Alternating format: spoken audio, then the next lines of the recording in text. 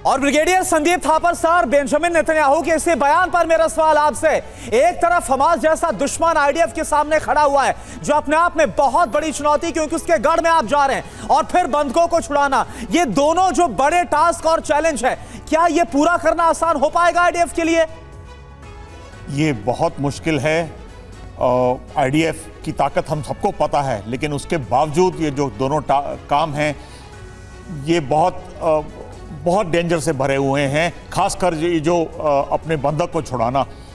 अभी 20 दिन क्यों नहीं आईडीएफ ने अटैक किया? क्योंकि वो चाहते हैं कि पहले अपने जो बंधक हैं 200 उनको किसी तरह से प्रोटेक्ट, या नेगोशिएशन के थ्रू या स्पेशल फोर्सेस लॉन्च करके उनको बचाया जा सके।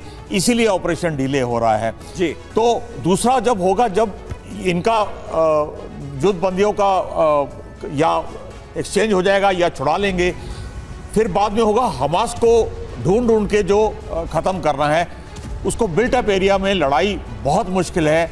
आप जिस बिल्डिंग को खाली करेंगे और टेररिस्ट फिर आके बैठ जा सकता है उसके ऊपर, तो हर एक बिल्डिंग को खाली करके उसको पकड़ना पड़ता है। ये बहुत लंबा ऑपरेशन है और दूसरा बहुत लंबा ऑपरेशन है और बहुत चुनौतीपूर्ण भी। इस बीच देखिए एक अहम खबर सामने आ रही है। वेस्ट बैंक में भीषण बमबारी हुई है। गाजा के साथ साथ वेस्ट बैंक में भी हमला हो रहा है।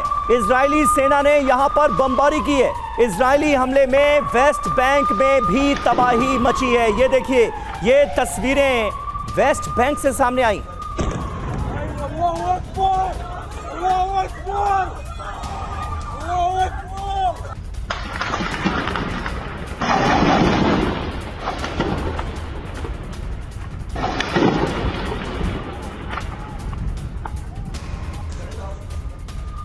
और देखिए, इजराइल की आर्थिक राजधानी यानी तेल अवीव से बड़ी खबर। इजराइल में हमास के हमले लगातार जारी है। तेल अवीव में हमास का रॉकेट से हमला हुआ है। आयरन डोम ने रॉकेट हमले को निष्क्रिय किया है। वो आप तस्वीरें देखिए।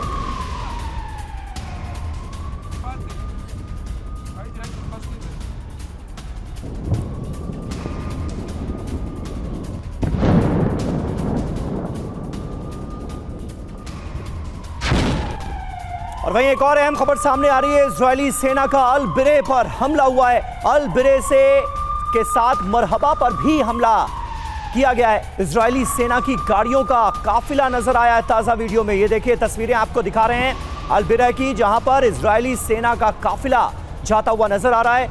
इस हमले में काफी नुकसान की खबर है।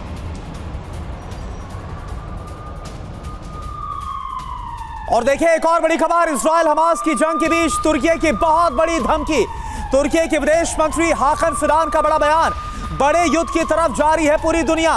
इजराइल का समर्थन करके कुछ लोग आग में घी डालने का काम कर रहे हैं। एर्दोआन ने भी हमास का समर्थन किया हुआ है, तुर्की भी लगातार फिलिस्तीन के साथ इस पूरे हमले में युद्ध में खड़ा हुआ नजर आ रहा है।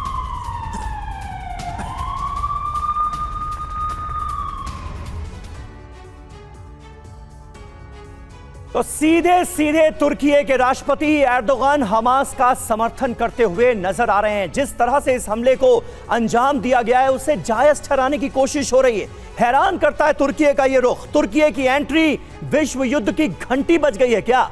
मौजूदा हालात बड़ी जंग की तरफ इशारा कर रहे हैं, ये कहा है तुर्की ने। कुछ देश आग में घी डालने का काम कर रहे हैं। इशारा सीधे सीधे अमेरिका की तरफ है। जंग रोकी जाए, नहीं तो पूरी दुनिया बर्बाद हो जाएगी, ये चेता भी रहा है तुर्की।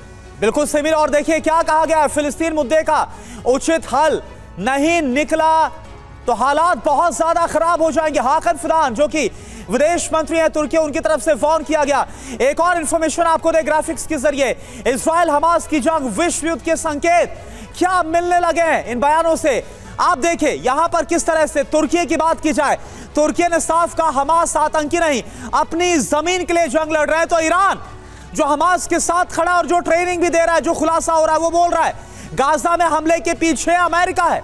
समीर जी हाँ, और जॉर्डन का रुख देखिए क्या है, इस पर भी एक नजर डालना जरूरी है। युद्ध रोकना होगा, नहीं तो विस्फोट हो जाएगा, ये चेतावनी भी दी गई है। डीके पांडे साहब, इन तमाम मुल्कों के रुख को आप कैसे एनालाइज करेंगे?